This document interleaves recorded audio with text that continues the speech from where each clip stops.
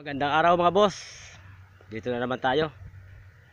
Ang topic natin ngayon ay tungkol naman to sa problema sa sili, yung pangulot ng dahon na walang kamatayan na problema. Kulot, lapnos, puro yun na lang ang problema. Ngayon ang pag-usapan natin dito, paano ba ito ginagamot at ano bang mga gamot na kailangan dito para mapuksa talaga ito tuluyan. So kung makita yung sili ko, walang kulot yan malinis yung mga dahon, walang kulot. Kasi nga alagang-alaga natin yan eh.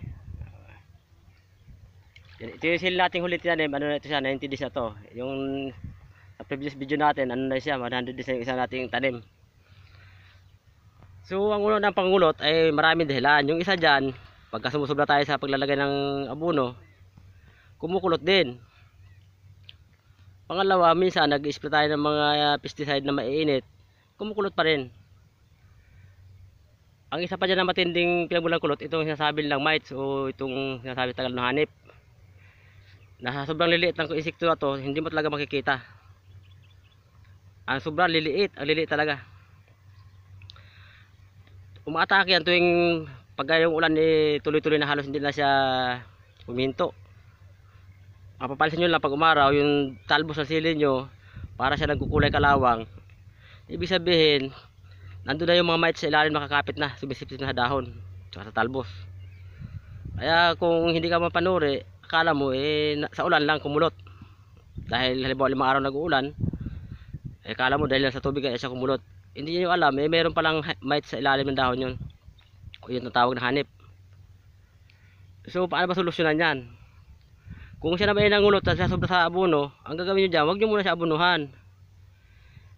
Kung tuyo ang lupa, alalayan nyo siya ng tubig lang ng tubig, halugin sa linggo, hanggang sa makita yung nakarecover na yung talbos niya, saka kayo ulit mag-abono ng panibago. Mahina lang muna, mahina, wag yung kargahan ng sobrang lakas. Ngayon itong sa mites naman na to, ito talaga yung kadalasan na pinagmulan ng kulot. So ang ginagamot ko dyan, ito yung ginagamot ko dyan.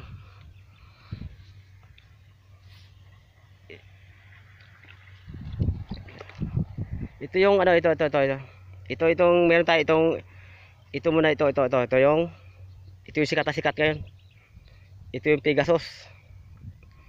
Talaga namang epektibo talaga ito sa sa mites. Talagang patay na talaga siya, linis talaga.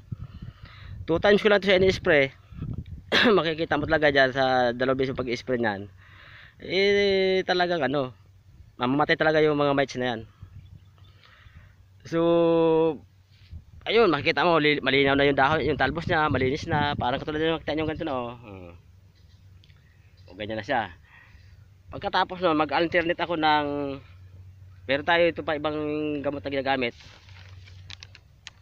Ito, pag napuksa mo na yung mga mites na yun o hanip na sinasabi nila, ito yung ipang-alternate, ina-alternate ko pang spray. Ito na, itong lanit na to, para yung kasing Pegasus, may mga insekto na hindi siya kaya patayin, na nandiyan sa sili na ninira din, na kaya naman ng patayin ng lanit.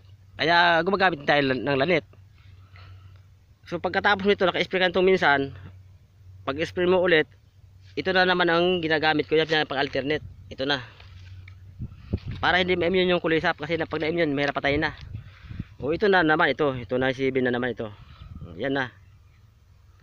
So makita mo malinis na yung mga dahon ng sili, wala na siya mga kulisap, ayos na yung talbos, malinaw na, makita nyo na malinaw yung talbos siya ganyan yan, matingkad siya na malinis, na hindi siya yung parang malabo. Ibig sabihin walang kulisap yan, maganda, maayos yung niya, wala na siyang naninira, wala na naninipsip. So pagkatapos ng tig-isang spray ito, ang pampinis ko talaga niya sa mites na yan at hanip, para tuloy siya talaga mapuksa. Ito yung sikat ngayon, usong-uso to. Sikat na sikat talaga ito sa sa social media, itong gamot ito ngayon Ito yung Agrimic. Ito na yung pantiwas talaga ito sa Pagkatapos ito, malinis na, clean up na. So wala ka ng problema. Ang mangyayari sa tanim mo sili, ganito na. O matanaw mo, puro bunga, tapos maganda yung dahon niya. Tulad nito oh. Ito, ilapit ko lang yung camera sa dahon. Ayan oh. Makita nyo, ang linaw ng dahon, linis oh. Yung talbos niya oh, yan. Malinaw, napakalinis. Kasi wala siyang kulisap na sumisipsip, wala nang agat. So, titignan mo sa bunga rin, malinis din. O, ayan. Diba? O. Ganun lang kadaling patayin yung mga nagpapakulot sa dahon ng sili. Problema yung mites na sumisipsip na hindi ka. Yun talaga ang pangunahin na naging pinagmumula ng pagkulot. Hindi yung pag-ulan, hindi yun. Kaya nga lang kumukulot nga, pag nag-ulan, doon yung umatake yung mga mites na yan. Ay paano ka mag-spray? Umuulan nga. Eh di siyempre sila naman ay nagpapakasawa dyan kasi ng dahon ng sili nyo. Dahil nga umuulan. So siyempre hintayin mo pang sumikat ang araw bago ka pala mag-spray. Ay ano pa, kulot ng dahon. Kaya hanggat hindi kulot yung dahon ng sili nyo, alagaan nyo na lang spray na itong mga pinakita ko itong gamot. Tulad nga itong pigas na to. O, kahit wala siyang kulot, itong gawin nyo pang maintenance kasi mainam talaga to sa sili. At saka itong Agrimec, ito talaga yung mites killer talaga to. Napakainam talaga ito sa pamatay ng hanip sa sili. Kaya nga lang medyo ano yan mga boss, medyo mahal. Medyo may kamahalan. Kaya minsan galit tayo nitong mga medyo itong 7 kasi, itong 7 na ito, medyo ano ito siya, itong carbaryl na to. Carbaryl kasi ang active ingredient itong 7 eh. Medyo mura-mura lang ito, hindi siya tulad nung bigas o saka ng Agrimec na may kamahalan talaga. Itong lanit din, medyo may kamahalan din to. Hindi naman din masyado. Abot kaya naman talaga na magsasaka pag kinakailangan. At saka malalamig yung mga gamot niya, malalamig. Hindi siya yung mainit sa ano, sa tanim. Kaya mainam din gamitin. Kaya yun, ganun lang magpuksa ng ano ng mga insektong nagpapakulot. Tsaka yung pag-aabono nyo, huwag masyadong dadamihan ng lagay kasi nga minsan ngayon malalaman nyo naman yan pagka kumulot siya dahil sa abono, dahil yung pagkulot niyan makikita nyo sa dahon, meron siyang parang nasusunog sa mga ganito oh. Yan, para siya may sunog dyan sa mga gilid dahon pagka kumulot siya sa abono. Ibig sabihin sobra ang pagkalagay nyo, magsusunog yung dahon niya at kukulot din siya. Ngayon pag sobrang init ng mga ginagamit yung mga pesticide, kukulot pa rin yon, titigas yung dahon niya. Ngayon pagka siya ay kumulot naman dahil sa in-spray nyo, ang solusyon lang naman dyan, abunuhan mo siya ng puro urea para lumambot ulit dahon, para manubalik sa dati, para yung talbos niya sumibol na panibago, malambot na hindi na matigas. Pero yung kumulot na dahon, huwag mo na asahan na babalik sa normal yun, hindi na yun, kulot na talaga yun hanggang sa malagas na yun. Ang hintay mo na dyan yung pagsibol ng panibagong dahon. Yung iba kasi pag may kulot na nakita isang puno, ang ginagawa na binubunot, natapon. Ay nandoon yung might nakakapit, hindi pag tinapon yan, babalik ulit sa sili na natira yon, kukulotan na naman lahat. Hindi yun ang solusyon, sprayin nyo, patayin nyo, puksain nyo. Ngayon doon naman sa nagtatanong naman, paano raw ba yung ginagawa para dumami daw yung bunga ng sili? Unang-una, pagpaparami ng bunga ng sili, magsisimula ka sa maraming sanga, natural, para mas maraming sanga, mas marami bunga. Tulad yan, dami sanga, ang baba nga lang. So pag marami siyang sanga, ang ginagawa ko dyan, ayaw ko lang sa iba kung anong ginagawa nila, ito na yung ginagamit ko, pampabulaklak talaga. Pag kayo sili ko naabot na siya ng 35 days, ito na yung ginagamit ko pampabulaklak.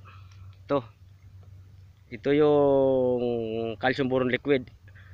Ang content nito 6% yung calcium, tapos 2% yung boron. So napakainam sa gulay. Napakainam sili, ayun makikita nyo naman oh. Napakainam niya. Ayun oh, yung content niya oh.